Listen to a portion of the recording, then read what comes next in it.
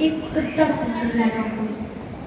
जब भगवान श्री कृष्ण दुर्योधन के सामने जाते हैं और उससे कहते हैं कि अगर आप आधा राज्य नहीं दे सकते तो 5 गांव दे दीजिए, मैं 5 गांवों में ही पांडवों को मना लूंगा और इस भीषण विध्वंस को दुर्योधन रोका जा सकता है। पर दुर्योधन ने उनको अपमानित करके भगा दिया कि ग्वाले यहाँ से भाग जाओ और उन 5 पांडवों को बता देना कि बिना युद्ध के मैं सुई की नोक बराबर जमीन भी नहीं दूंगा। तो भगवान श्री कृष्ण युधिष्ठिर के पास जाकर कहते हैं, अगर आपके लिए युद्ध ही से विशेष है तो यही सही। और यहाँ से पंक्तियाँ जन्म लेती है कि तलवार, धनुष और पैदल सैनिक कुरुक्षेत्र में खड़े हुए। तलवार, धनुष और पैदल सैनिक कुरुक्षेत्र में खड़े हुए, रथ पासों महारथी ऊंचे समूह खड़े हुए, कई लाख सेना के सम्मुख पांडव 5 विचारे थे, एक तरफ थे वो और एक तरफ समय के मारे थे। महासमर की प्रतीक्षा में सारे ताक रहे थे जी, और आते रखते स्वयं के सो हाथ रहे थे जी। रणभूमि के सभी नजारे देखने में कुछ खास लगे। माधव ने अर्जुन को देखा, अर्जुन थोड़े उदास लगे। कुरुक्षेत्र का महासमर एक पल में तभी सजा डाला, बात चल में उठा सब मुख से लगा बजा डाला। वह शंखनाद जैसे ही सबका गर्जन शुरू हुआ, रथ बिखरना हुआ शुरू और सबका मर्दन शुरू हुआ। कहा कृष्ण उत्पात और एक आंख को नीचे जरा, गांडियों पर रख बाड़ों को प्रत्येक चाक को खींच जरा। और आज दिखा दे रणभूमि में योद्धा की तासीर यहाँ। इस धरती पर कोई नहीं अर्जुन के जैसा वीर यहाँ। इस धरती पर कोई नहीं अर्जुन के जैसा वीर यहाँ। सुनी बात माधव की तो अर्जुन का चेहरा उतर गया। एक धनुर्धारी की विद्यामान और सुहा उतर गया। बोले पाठ सुनो काना, जितने ये सब लोग खड़े हुए हैं, हम तो इनसे सीख कर सारे भाई बड़े हुए हैं। इधर खड़े बाबा भीष्म ने मुझको गोद खिलाया है, गुरु द्रोण ने धनुष मार का सारा ज्ञान सिखाया है, सभी भाई पर प्यार लुटाया कुंती माता हमारी ने, हमें कोई नहीं छोड़ी थी प्रभु माता गांधारी ने। ये जितने गुर्जर खड़े हुए हैं सभी पूजने लायक है, माना दुर्योधन दुशासन थोड़े से नालायक हैं। अरे मैं अपराध क्षमा करता हूँ, बेस तो हम ही छोटे हैं, ये जैसे भी हैं आखिर माधव सप्ताह के ये जैसे भी हैं आखिर माधव सप्ताह के बेटे हैं। और छोटे से भूभाग की खातिर हिंसक नहीं बनूंगा मैं, स्वर्ण त्याग कर अपने कुल का विध्वंसक नहीं बनूंगा मैं। खून सने हाथों को होगा राजभोग अधिकार नहीं, परिवार मार कर गद्दी मिले तो सिंहासन स्वीकार नहीं।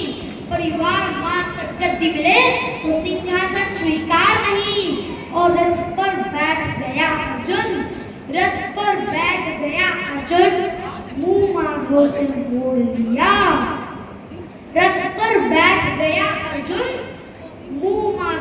मोड़ लिया। आंखों में आंसू भरकर गांडीव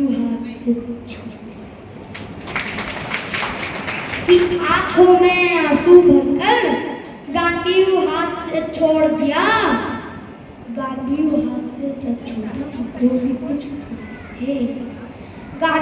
हाथ से जब छूटा माधव भी कुछ खुलाए थे।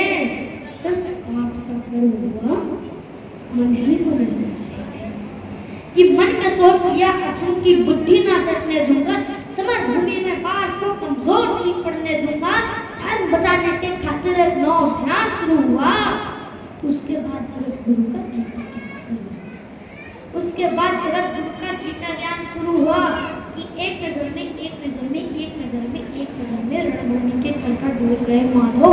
टकटकी बांधकर देखा अर्जुन एकदम डूब गए माधव। बात मुझे पहले बतला दे, मैं संवाद नहीं करता। तुम सारे भाइयों के खातिर कोई भी बात नहीं करता। पांचाली के तन पर लिपटी साड़ी खींच रहे थे जो, दोषी वो भी उतने ही है, जबड़ा पीस रहे थे जो, हर की इज्जत कभी और कोई नहीं बोले। अब भूमोनगन देखकर गंगा पुत्र नहीं खोले, तुम कायर बनकर बैठे हो, ये बात बड़ी बेशर्मी है। संबंध उन्हीं से निभा रहे हैं जो लोग यहाँ अधर्मी हैं। अरे हे पांडवों के पुत्र, अरे हे पांडवों के पुत्र, धर्म का कैसा कर्ज उतारा है।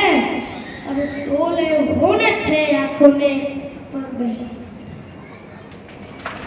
16 होने थे आंखों में, 16 थे होने आंखों में, 16 होने थे आंखों में पर बहती जलधारा है।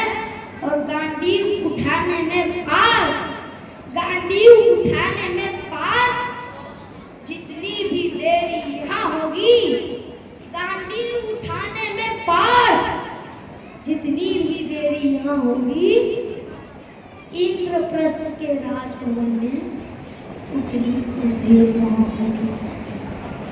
कि इंद्रप्रस्थ के राजभवन में उतनी अंधेर वहां होगी।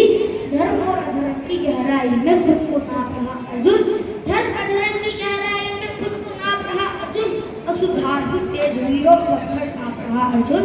बोला पार्थ, कुल नासक कैसे बन जाऊं, रथ सिंहासन लाशों पर न शासक कैसे बन जाऊं।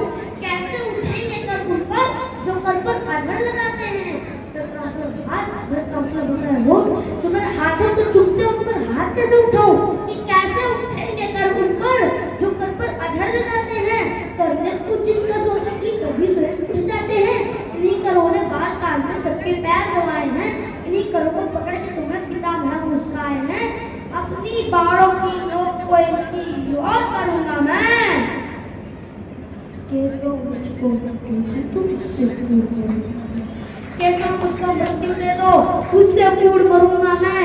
बाद युद्ध के मुझे ना कुछ भी पास दिखाई देता है। माधो इस रणभूमि में बस नाश दिखाई देता है। माधो इस रणभूमि में बस नाश दिखाई देता है। फिर अर्जुन भगवान श्री कृष्ण से कहता है, काम क्रोध की बात की तो मुझको तब काम बताओ। अरे खुद को ईश्वर कहते हो तो कि खुद को ईश्वर कहते हो तो जल्दी अपना नाम बताओ। इतना सुनते ही माधव का धीरज पूरा डोल गया। 3 लोग का स्वामी फिर बेहद गुस्से में बोल गया, अरे कान खोलकर सुनो पार्थ, मैं ही त्रेता का राम हूं। कान खोलकर सुनो पार्थ, मैं ही त्रेता का राम हूं। कृष्ण मुझे सब कहते हैं, मैं द्वापर का घनश्याम हूं। रूप कभी नारी का रखकर मैं ही केस बदलता हूं। धर्म बचाने की खातिर मैं अंकित भेष बदलता हूं। विष्णु जी का दसम रूप में परशुराम वाला हूं। नागकालिया के सर पे मैं मदद करने वाला हूं।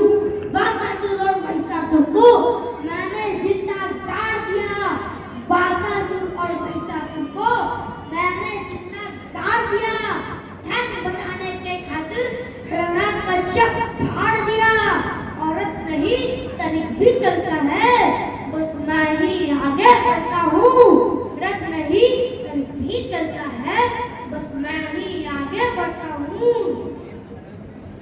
गांडीव हाथ में तेरे है पर रणभूमि,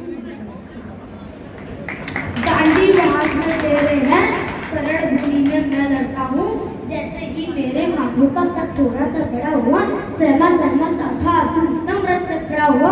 मां गीता का ज्ञान कसरे हृदय पर परवार हुआ। मृत्यु के आलिंगन हेतु फिर अर्जुन, मृत्यु के आलिंगन हेतु फिर अर्जुन तैयार हुआ कि जितने यहाँ अधर्मीय चुन चुन कर उन्हें सजा दूंगा, इतना रक्त आऊंगा, धरती की प्यास बुझा दूंगा।